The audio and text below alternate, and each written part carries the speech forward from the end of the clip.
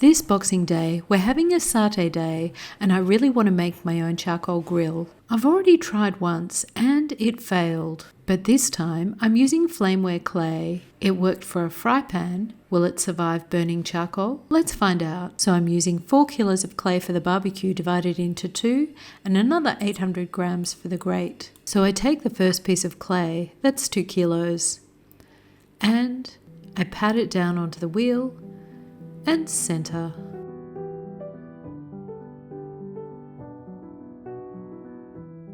So this clay is quite firm, and so I tried to wake it up a little by banging the bag of clay around.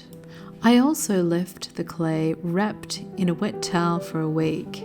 Both of these are usually sufficient, but it's still on the firm side. So after centering the first piece of clay, I take the second and throw it on top of the first. Dividing the clay up this way makes the process of centering more manageable, particularly with clay on the firmer side. So let's look at this flameware a little more. I've downloaded the safety data sheet for this clay, and I can see that it has a high percentage of lithium fluoride.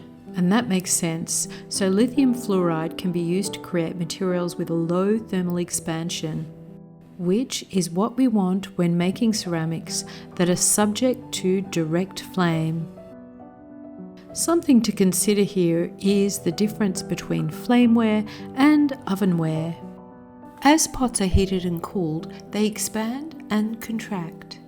This is thermal expansion. With ovenware, generally the pot is heated evenly, so the heat source is more evenly distributed. So the thermal expansion is even throughout. Flameware, on the other hand, must withstand direct flame, so a heat source that is unevenly distributed. So for my fry pan, the heat source would have been concentrated on the base where the flame hit the fry pan. The walls of the fry pan, however, were not subject to the same heat. If parts of the pot are expanding, even minutely, and parts aren't, this is going to cause stress and often cracking. This is why flameware is formulated to have a low thermal expansion. Okay, so I've pushed down into the clay and opened out. I also compress the base. Now I form the walls. Now, one of the considerations in making pots that withstand heat is the thickness of the walls. I really want them to be even in thickness throughout. As I pull the walls up, I'm bringing the clay inwards. I'm finding working with this clay a bit of a struggle. It's not as responsive as my usual clay. In terms of shape, the rim of the barbecue needs to fit my 30cm grill plate, and I want the grill to be elevated. I also need a sturdy base. I bring the top of the barbecue out to 35 centimeters.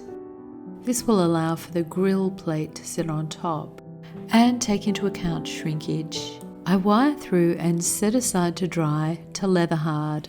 Now I take the 800 grams of clay and make the grate. So the grate will hold the charcoal. The grate will be a really good test of the flameware. The grate is a round, flat disc with holes for ventilation, but I'm adding a ridge that will hold the grate a little away from the body of the barbecue. So I've flattened the clay to the right size, and then I want to form the ridge. So I just push down and open out a little, and then push inwards from the rim. I compress the clay, and I wire through. The barbecue is leather hard, so it's time to trim. I center the barbecue, and I trim across the base. I trim around the bottom edge, and then I compress the base with a flexible rib. Now I'm going to add some holes that will act as vents. The vents are necessary for providing oxygen to the charcoal and to keep the charcoal burning hot. I'm using a small hole cutter and leaving enough surrounding clay. I think 3 of these ventilation holes will be enough. And now to finish the grate. I'm just marking out 3 feet on the ridge.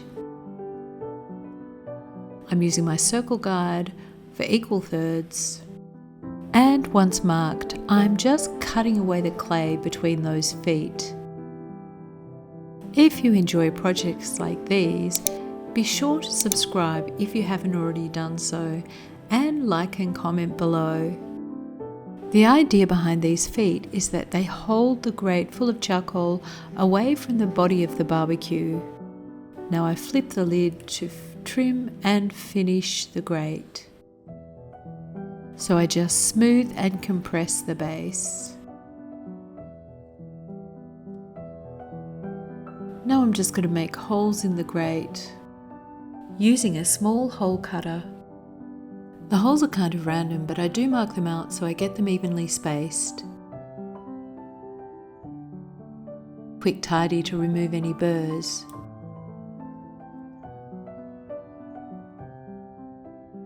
And then I check to make sure it all fits together. And I once fire to 1200 degrees Celsius. This clay fires to a light toasty colour at 1200 degrees. The charcoal grate fits at the right height. So now it's time to fire it up. I add charcoal to the charcoal dish and I light the fire. Now, I know this clay has worked for a fry pan, but I'm still not sure about charcoal. The last barbecue I made cracked in multiple places.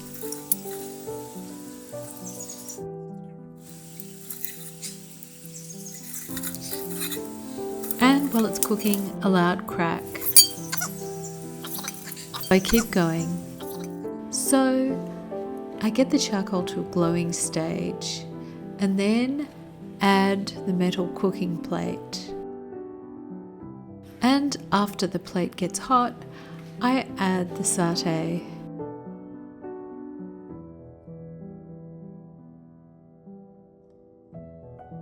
The grilling plate's actually stable, much more stable than the titanium plate of the last barbecue. So satays really need charcoal for the taste. And the charcoal's at the right height.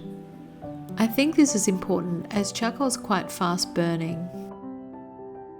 Okay, so the satay's cooked, and once I let the barbecue cool down, I can see a very slight hairline crack.